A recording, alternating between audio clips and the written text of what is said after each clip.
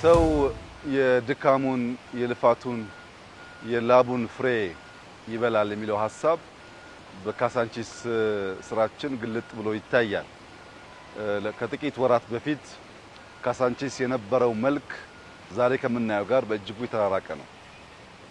ለእይታ የማይመች ለኑሮ የማይመች የጠለሸ የቆሸሸ የሸተተ በብዙ መልኩ ለሰው ልጅ ምቹ የማይባል ከባቢ ነበር።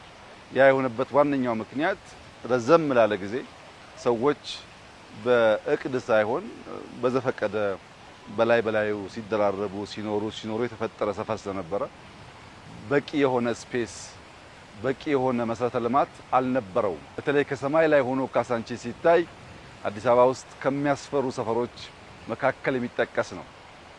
በዚያ ምክንያት የሁለተኛው ዙር የኮሪደር ዴቨሎፕመንት ካሳንቺስን የሚነካ ሆኖ ተጀምሯል።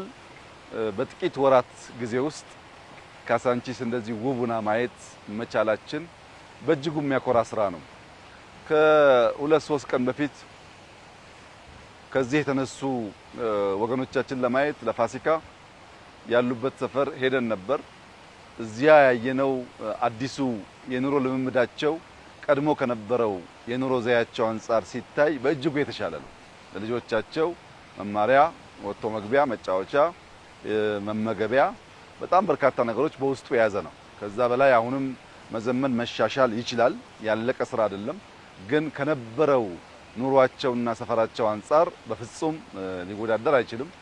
እድል አግኝቼ ያናገርኳቸው ሰዎችም ያረጋገጡልኝ ያንኑ ነው። በብዙ መልኩ አሁን ያለው ሁኔታ የተሻለ መሆኑን ገልጸውልኛል።